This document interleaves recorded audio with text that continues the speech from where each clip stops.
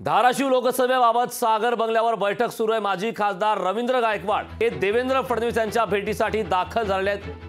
तर त्यांच्या समवेत आमदार अभिमन्यू पवार, आमदार राणा जगजितसिंह पाटील, आमदार ज्ञानराज चौगुले हे देखील सागर बंगल्यावर दाखल झाले आहेत। माजी खासदार रवींद्र गायकवाड आणि भाजप आमदार अभिमन्यू पवार ही या संदर्भात धाराशिव लोकसभेवर चर्चा सुरू आहे। देवेंद्र फडणवीस यांची सागर बंगल्यावर भेट घेण्यात आलेली आहे।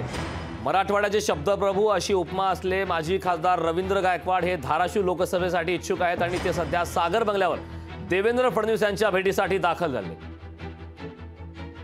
याबाबतचे ताजे अपडेट देण्यासाठी आपले प्रतिनिधी चेतन ननावरे आपल्या सोबत जोडलेले आहेत। चेतन, धाराशिव लोकसभेबाबतच्या सध्या घडामोडी सुरू आहेत। सागर बंगल्यावर सध्या रवींद्र गायकवाड यांच्या समोर 3 आमदार दाखल झाल्याची माहिती मिळते। काय सांगशील याबद्दल सविस्तर? काय घडामोडी सध्या सागर बंगल्यावर सुरू आहेत?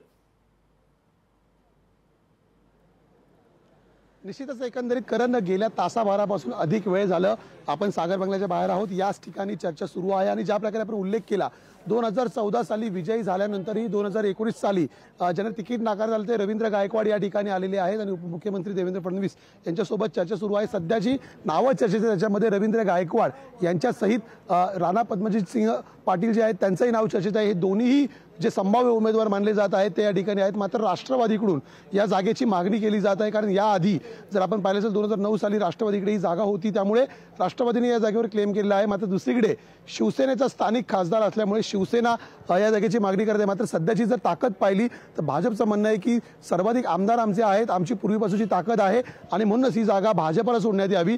त्यामुळे नेमकं शिवसेना किंवा भाजपच्या वाटेला ही जागा जाण्याची शक्यता अधिक आहे। मात्र दुसरीकडे जर पाहिलं तर बिराजदार जे राष्ट्रवादीचेही संभाव्य उमेदवार मानले जात आहेत, त्यामुळे महायुतीमधील हा तिढा धाराशिवचा आता सागरपर्यंत पोहोचलेला आहे। सागरवरती कदाचित येत्या काही काळामध्ये या संदर्भातील अंतिम चर्चा झालीच तर निर्णय होऊ शकतो। त्यामुळे नेमकं आता ओमराजे निंबाळकर समोर कोण लढणार, महायुतीतर्फे नक्की शिवसेना, राष्ट्रवादी की भाजप, कुणाला तिकीट मिळणार हे थोड्याच वेळामध्ये स्पष्ट होऊ शकतं। खरंच नक्की चेतन, एक महत्त्वाची अपडेट अशी देखील होती की माजी सनदी अधिकारी प्रवीणसिंह परदेशी यांनी देखील सागर बंगल्यावर आता देवेंद्र फडणवीस यांची भेट घेतली। त्याबाबत सविस्तर काय सांगशील, कारण ते देखील धाराशिव लोकसभेसाठी इच्छुक आहेत?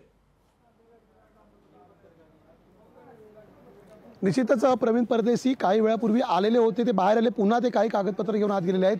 त्यांना खासगीत विचारणा केली असता त्यांचं म्हणणं होतं की मी अद्याप राजकीय वाटचाल कुठली घेतलेली नाहीये, सुरू केलेली नाहीये, मात्र मी माझ्या मित्राच्या कामासाठी आलेलो आहे। मात्र ज्या प्रकारच्या हालचाली पडद्यांमागे चालत आहेत की प्रवीणसिंह परदेशी ही या धाराशिव जागेवरतून लोकसभा लढण्यासाठी इच्छुक असल्याची माहिती होती आणि नेमका तिकीट कुणाच्या वाट्यात जातं त्याप्रमाणे त्यांचा पक्षप्रवेश होईल असंही म्हटलं जात होतं। सुरुवातीला ते भाजपमध्ये प्रवेश करणार असल्याची चर्चा होती, मात्र या संदर्भात त्यांनी स्पष्ट नकार दिलेला आहे। त्यामुळे आज पुन्हा एकदा ते सागरवर आल्यामुळे या चर्चांना उधाण आलेलं आहे। करण, नक्कीच चेतन, याबाबतचे वेळोवेळी ताजे अपडेट तुझ्याकडनं घेतच राहू। मात्र तुर्तास या महत्त्वपूर्ण अशा माहितीसाठी खूप खूप धन्यवाद।